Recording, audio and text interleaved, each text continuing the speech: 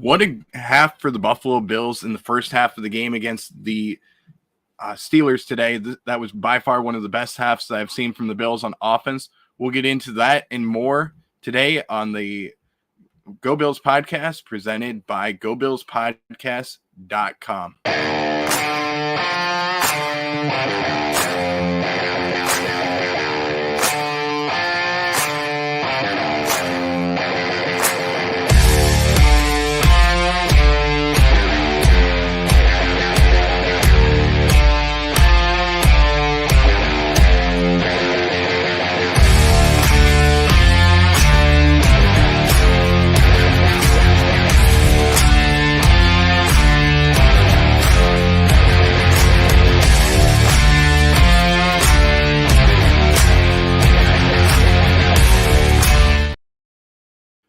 Welcome in, Bills Mafia. Welcome back to another edition of the Go Bills podcast presented by GoBillsPodcast.com. We are at the halftime report of the Buffalo Bills and the Steelers game. It has 21-7 in the first half for the Buffalo Bills. A couple of injury scares to start off with.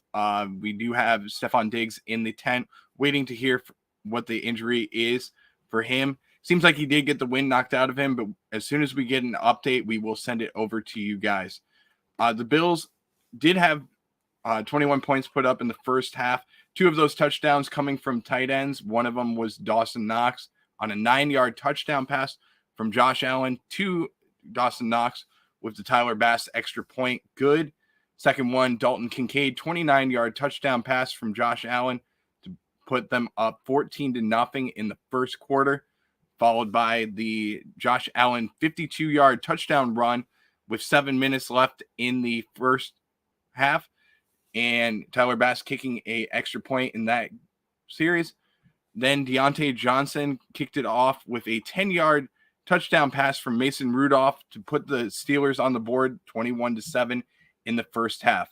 Let's go over to player stats in the game. We'll start with the Steelers as the visiting team. Mason Rudolph, 8 of 16, 102 yards, 1 touchdown, 1 interception in the game. That interception came from Kaiir Elam in the end zone, saving the Bills from getting more points on the board, or giving up more points on the board, I should say, and also helping the Bills after having a couple of tough series that he had in the game. Najee Harris leading the way at running back for the Steelers, 8 carries, 31 yards, followed by Jaylen Warren with 5 carries for 27 yards. Pat Freiermuth with 2 catches for 45 yards in the game, followed by George Pickens with 3 catches for 18 yards in the game. Leading the way on defense for the Steelers is Eric Rowe with 5 tackles overall, 2 of them assist.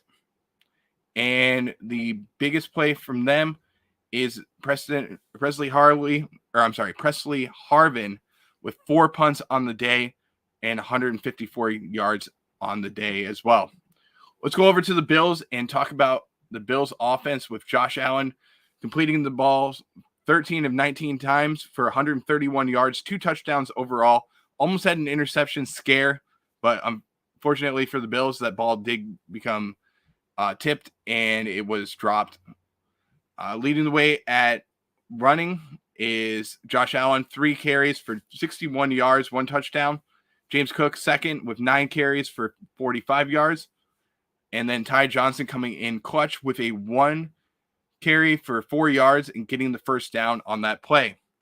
Leading the way at receiver is Dalton Kincaid with 2 catches for 49 yards. Deontay Hardy is second with 1 catch for 33 yards. Steph Diggs coming in with 4 catches for 29 yards in the game. And then Dawson Knox with the 1 catch for 9 yards and the touchdown. The Bills' leading tackler in today is A.J. Klein, 3 tackles overall, 1 assist. And Greg Rousseau has the only sack for the Bills in this game, coming in clutch. The punting game for the Bills, Sam Martin, 2 punts for 99 yards, 2 punts inside the 20-yard line. But unfortunately for the Bills, he does have a hamstring injury. We will see what happens, and we'll see the status of him as it becomes available. Does have a hamstring injury. We'll see if they decide to punt him or if we see Tyler Bass punt the ball for the Bills. If you are new to the channel and you are watching live, don't forget to like and subscribe. Follow us on social media. We greatly appreciate all the comments, all the likes that we get, and all the subscriptions that we get as well. It helps us with our feed on YouTube.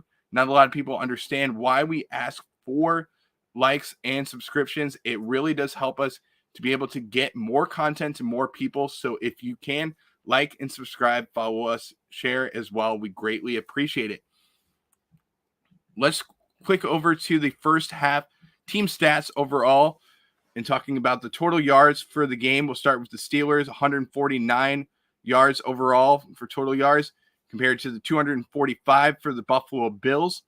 91 passing yards for the Steelers, 139 for the Buffalo Bills. Rushing yards, 58 for the Steelers to 106 for the Buffalo Bills. Yards per play, 5 for the Steelers, and 6.8 yards per play for the Buffalo Bills. First downs leading the way, 9 for the Steelers to 13 for the Buffalo Bills. Third down efficiency, which has been one of the biggest keys to the game for the Bills. 1 of 5 for the Steelers, 4 of 7 for the Buffalo Bills. Fourth down efficiency, neither team has gone for it on fourth down. Total plays for the game, 30 for the Steelers, 36 for the Bills. 1 sack allowed by each team. 4 punts by the Steelers, 2 for the Bills. 1 penalty in the game overall for 9 yards by the Bills. 1 fumble lost in the game by the Steelers, and that was recovered on a challenge that we saw. And 1 interception thrown by the Steelers. Total time of possession, 12 minutes and 33 seconds by the Steelers to 17 minutes and 27 seconds for the Buffalo Bills. So what needs to change in the second half for the Bills? Not a lot needs to change, but I would say one thing that I want to see a little bit more of is the Bills started off very well in the first quarter by dominating the line of scrimmage, and I want to see a little bit more of that in this game. Also, in the second half, I would like to see the Bills run the ball a little bit more with James Cook. I think that that'll be a big stepping stone for the Bills if they can dominate the line of scrimmage a little bit more. And I just want to see some more containment by the Bills on defense. That will help quite a bit. So dominating the line of scrimmage on both sides of the ball. The Bills have a few injuries that are concerning. Also having Christian Benford out with a knee injury. That's only hurts them as well. But once we get an update as to the severity of the injury, we will let you know. Baylon Spector is questionable to return with a back injury. As soon as we get an update as to when or how long that injury will happen, we will provide that to you on Instagram. Other injuries, Steph Diggs is currently being worked on. We don't know the injury yet, but we will, as soon as we get an update, we will let you know on his injury, as well as Sam Martin with the with the hamstring injury. Don't forget to like, subscribe, follow us on social media. You can find us on YouTube, Instagram, Facebook, TikTok, Twitter, as well as Threads. And you can also find us on our website, GoBillsPodcast.com. Click on over to the website. You can find all of our upcoming shows that we will be having with special guests like Nickel City Mafia, Red, White, and Bills, as well as other collaborations that we will be doing. We have a few more minutes. I would like to mention that we will have a few more shows coming out this week. A few of them that will be coming out are going to be great ones. One of them is going to be a mental health episode that we will talk about with Nick Dale, who is a special Amazon writer, and he wrote his own book about his battle with mental health. So we will talk about that and get into it more this week, as well as we will start our Sunday sit-down series. That will begin next Sunday for the divisional round. We will have an episode with Mike Fortin from the Nickel City Mafia, a great guest that we will have for that show. The Bills will be back on the field momentarily. We will send it back to Orchard Park. But until then, go Bills.